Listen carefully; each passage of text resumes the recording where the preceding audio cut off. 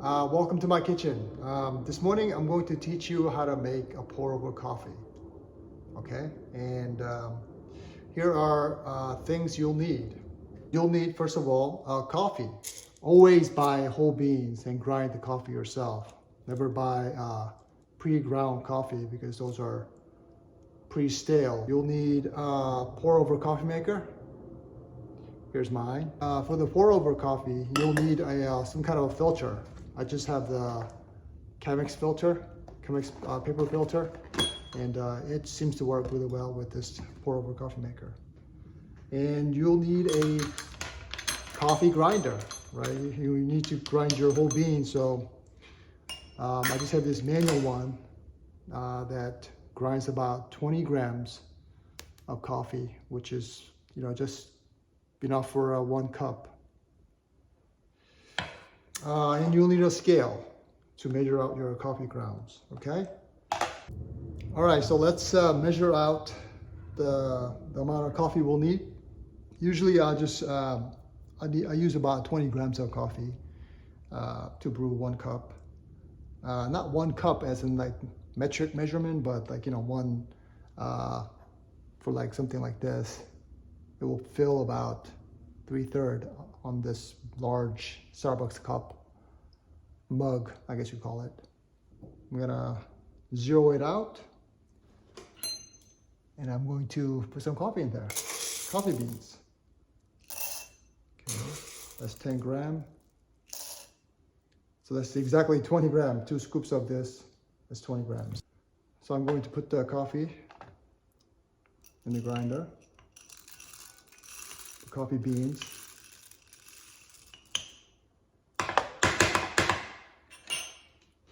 Usually I like to put a little more on here because after you grind the coffee, it comes out a little less than what it is. Less than what you measured before. Okay?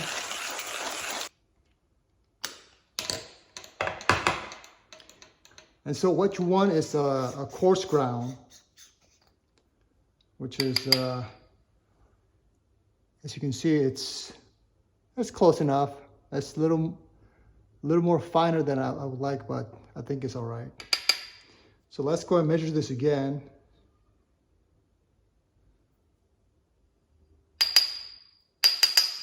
Look at that, exactly 20 grams. That's pretty good. Okay, now that we have about 20 grams of coffee grounds here, first we're going to put the paper filter, the Chemex filter,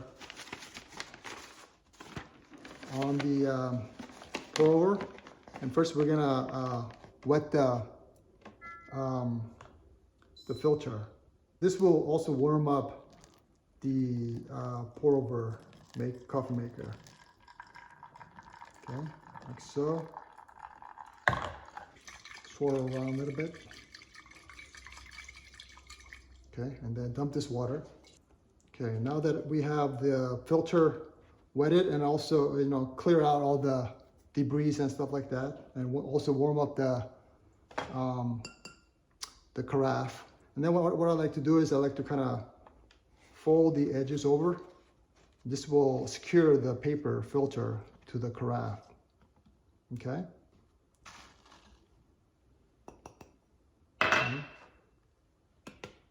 Tap a little bit, make it evenly distributed. And then what I like to do is I put a little divot in the middle.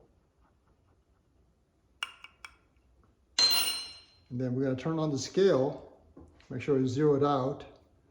And we're gonna pour some water. I would put about 80 grams of water just to wet the grounds, okay? And the water is about 210 to 212 degrees Fahrenheit. So from the center. And so basically you're trying to just wet the ground, and you wait about 30 seconds. I'm gonna reheat the water meantime.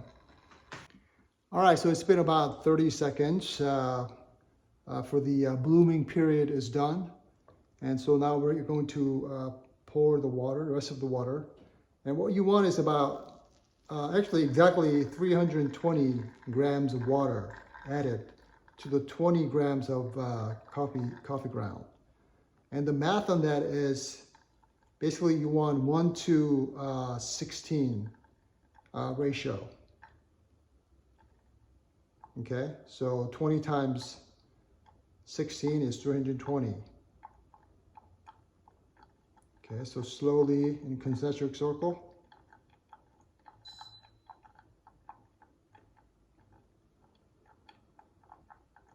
Okay, almost there. A little more.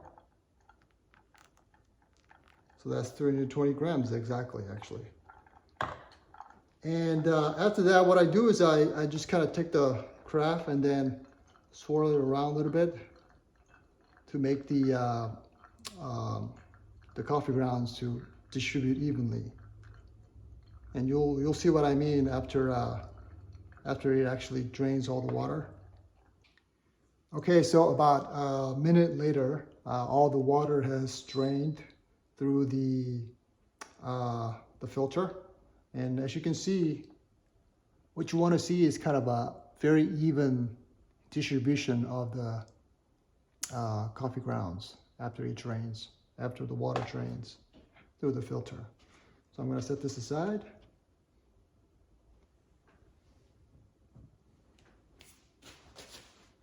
All right, here we go.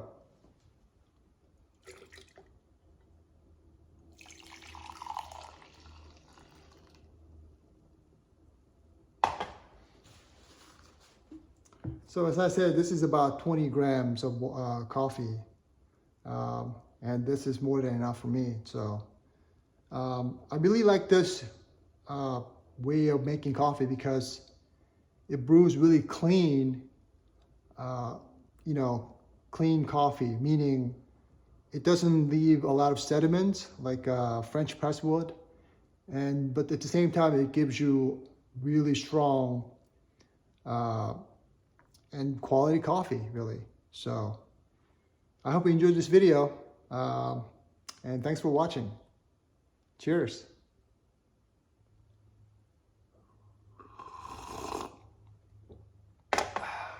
Yeah, that's good.